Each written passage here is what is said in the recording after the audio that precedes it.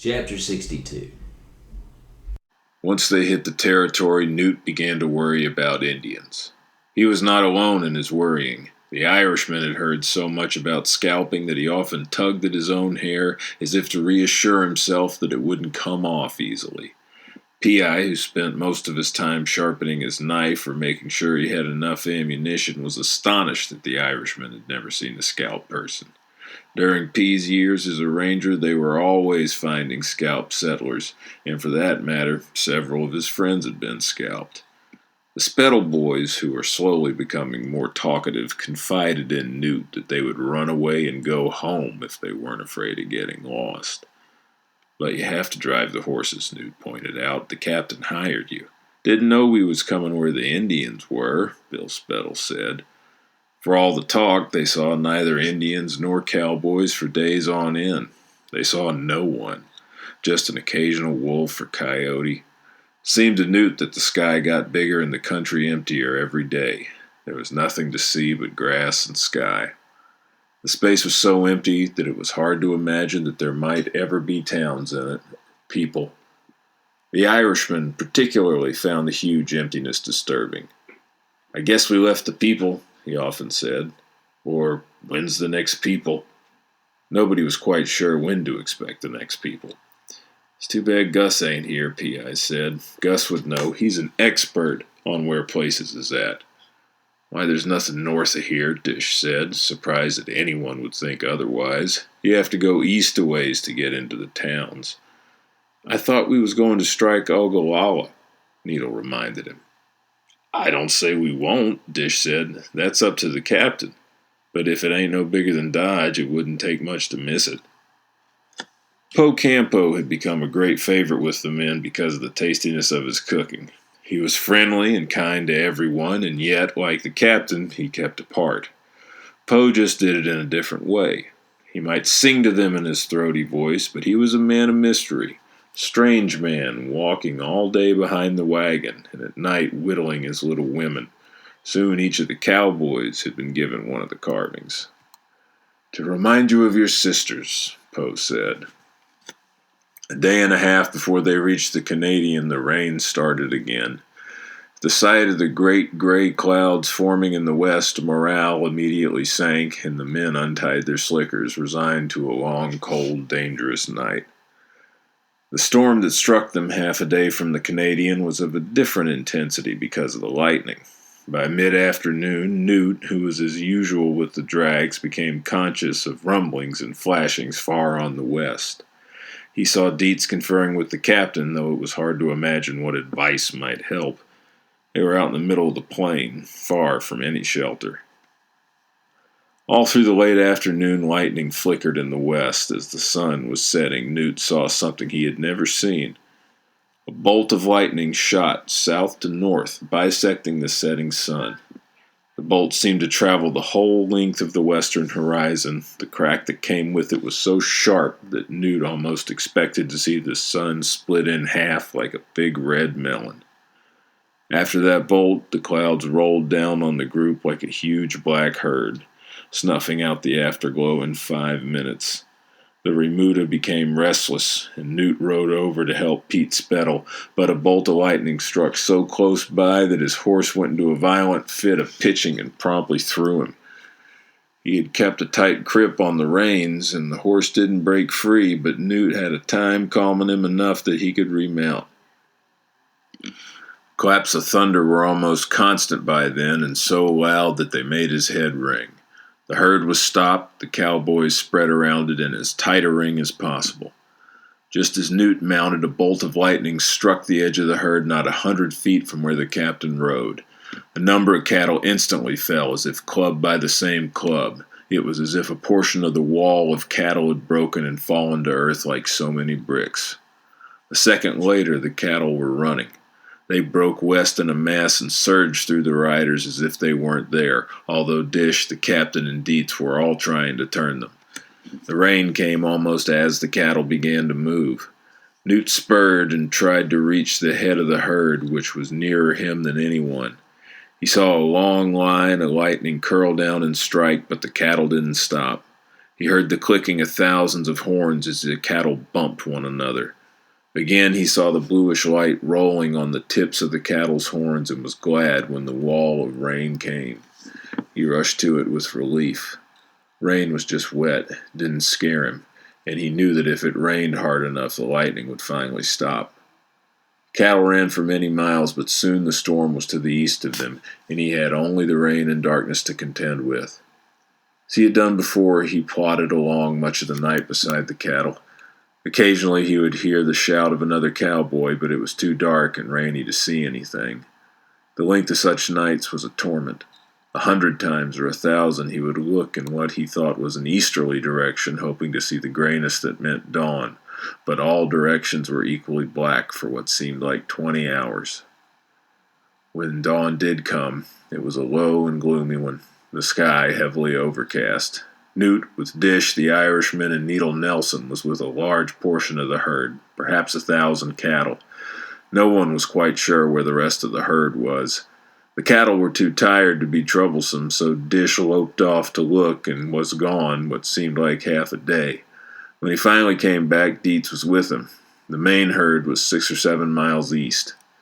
"How many did the lightning hit?" Newt asked, remembering the sight of the cattle falling dead.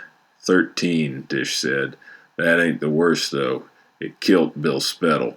Knocked him right off his horse. They're burying him now." Newt had been feeling very hungry, but the news took his appetite. He had been chatting with Bill Spettle not 2 hours before the storm began. Bill was beginning to be rather talkative after hundreds of miles of silence. "They say it turned him black," Dish remarked. "I didn't see it." Newt was never there to see where Bill Spettle was buried.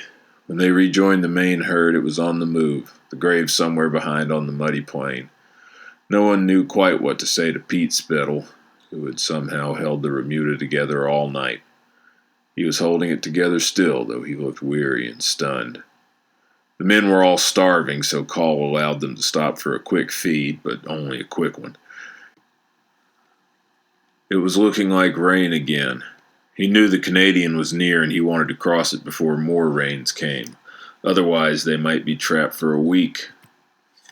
"Ain't we going to rest?" Jasper asked, appalled that they were required to keep driving after such a night. "We'll rest north of the river," Call said. Dietz had been sent to find a crossing, but came back almost before he had left. The Canadian was only 4 miles away, and there was a crossing that had obviously been used by many herds. "We're all going to have to swim," he said, to Jasper's consternation. "I just hope we don't have to swim it in a darn rainstorm," Dish said, looking at the heavy clouds. "I don't see what difference it makes," Needle said. "It can get just so wet, and if you're swimming, you're bound to get wet." "It ought to quit raining. It's rained enough," P.I. said, but the heavens ignored him. Call was more worried than he let on. They had already lost a boy that day, another boy hastily buried who would never see his home again. He had no wish to risk any more, and yet the river had to be crossed. He loped up to look at the crossing and satisfied himself that it was safe. The river was high, but it wasn't a wide river. They wouldn't need to swim far. He rode back to the herd. Many of the men had changed into their dry clothes while he was gone, a wasteful effort with the river coming up. "Best strip off when we get to the river. You'll just get those clothes wet too," Call said. "Wrap your clothes up good in your slickers so you'll have something dry to put on when we get across." "Ride naked?" Jasper asked, shocked that such a thing would be required of him. Northern travel was proving even worse than he thought it would be. Bill Spettle had been so stiffened when they found him that they had not been able to straighten him out properly. They just had wrapped him in a bedroll and stuck him in a hole. "Well, I'd rather be naked a spell than to have to travel in wet duds like we done all last night," P.I. said. When they approached the river, the herd was held up so the men could strip off. It was so chilly that Newt got goosebumps all over his body when he undressed. He wrapped his clothes and tied them high on the saddle, even his boots. The sight of all the men riding naked would have been amusing if he hadn't been so tired and nervous about the crossing. Everyone looked white as a fish belly, except their hands and faces, which were brown. "Good Lord, we're a bunch of beauties," Dish said, surveying the crew. "Dietz is the best looking of the lot. At least he's one color. The rest of us is kind of brindled. Nobody expected weather conditions to get worse, but it seemed that in plains weather there was always room for surprises. A squall blew up as they were starting the cattle into the water, and by the time Old Dog was across the 20 yards of swimming water, Dish on one side of him and Call on the other, the gray sky suddenly began to spit out little white pellets. Dish, who was out of the saddle hanging onto his saddle strings as his horse swam, saw the first pellets plunking into the water and jerked with fear, for he assumed they were bullets. It was only when he looked up and had a small hailstone peck at his cheek that he realized what was happening. Call, too, saw the hail began to pepper the river. First the stones were small, and he wasn't too worried, for he had seen fleeting hail squalls pass in 5 minutes. But by the time he and Dish hit the north shore and regained their wet saddles, he realized it was more than a squall. Hailstones were hitting all around him, bouncing off his arms, his saddle, his horse, and they were getting larger by the minute. Dish came riding over, still naked, trying to shelter his face and head with one arm. Hailstones were falling everywhere, splashing into the river, bouncing off the backs of the cattle and plunking into the muddy banks. "What will we do, Captain?" Dish asked. "They're getting bigger. Reckon they'll beat us to death?" Call had never heard of anyone being killed by hailstones, but he had just taken a hard crack behind the ear from a stone the size of a pullet egg. Yet they couldn't stop. 2 of the boys were in the river swimming, and the cattle were still crossing. "Get under your horse if it gets worse," he said. "Use your saddle for cover." "This horse would kick me to death if I was to try that," Dish said. He quickly unsaddled and used his saddle blanket for immediate shelter. Newt didn't know what was happening when the first hailstones hit. When he saw the tiny white pellets bouncing on the grass, he assumed he was at least seeing snow. "Look, it's snowing," he said excitedly to Needle Nelson, who was near him. "It ain't snow, it's hail," Needle said. "Thought snow was white," Newt said, disappointed. "They're both white," Needle said. "The difference is, hail is harder." Within a few minutes, Newt was to find out just how hard. The sky began to rain balls of ice, small at first, but then not so small. "By God, we better get in that river," Needle said. He had a large hat and was trying to hide under it, but the hailstones pounded his body. Newt looked around for the wagon, but couldn't see it. The hail was so thick. Then he couldn't see Needle either. He spurred hard and raced for the river, though he didn't know what he was supposed to do once he got there. As he ran for the river, he almost trampled Jasper, who had dismounted and made a kind of tent of his slicker and saddle. He was crouching under it in the mud. It was hailing so thickly that when they did reach the river, Mouse jumped off a 6-foot bank, throwing Newt. Again he managed to hang on to his reins, but he was naked and hailstones were pounding all around him. When he stood up, he happened to notice that Mouse made a kind of wall. By crouching close under him, Newt avoided most of the hailstones. Mouse absorbed them. Mouse wasn't happy about it, but since he had taken it upon himself to jump off the bank, Newt didn't feel very sorry for him. He crouched under the horse until the hailstorm subsided, which was not more than 10 minutes after it began. The muddy banks of the Canadian were covered with hailstones, and so were the plains around them. The cattle and horses crunched through the hail as they walked. Isolated stones continued to plop down now and then, bouncing off the ones already there. Newt saw that the cattle had crossed the wild Canadian, the river that had scared everybody, without much help from the cowboys who were scattered here and there, naked, crouched under their saddles, or in some cases their horses. It was a funny sight. Newt was so glad to be alive that suddenly he felt like laughing. Funniest of all was P.I., who stood not 30 yards away up to his neck in the river with his hat on. He was just standing there calmly, waiting for the hail to stop. "How come you got in the water?" Newt asked when P waded out. "It's fine protection," P said. "Can't hail through water." It was amazing to Newt to see the plains, which had been mostly brown a few minutes before, turned mostly white. The Irishman walked up leading his horse and kicking hailstones out of the way. He began to pick up the hailstones and throw them in the river. Soon several of the cowboys were doing it, seeing who could throw the farthest or make the hailstones skip across the water. Then they saw a strange sight. Po Campo was gathering hailstones in a bucket, the 2 pigs following him like dogs. "What do you reckon he expects to do with them?" Needle Nelson asked. Guess he'll stew him, probably, P said. He's looking them over like he's picking peas. I wouldn't want to see this outfit naked tomorrow, Jasper said. I guess we'll all be black and blue. One hit me on the elbow and I can't straighten my arm yet. You don't do much with it when you do straighten it, Bert remarked unsympathetically.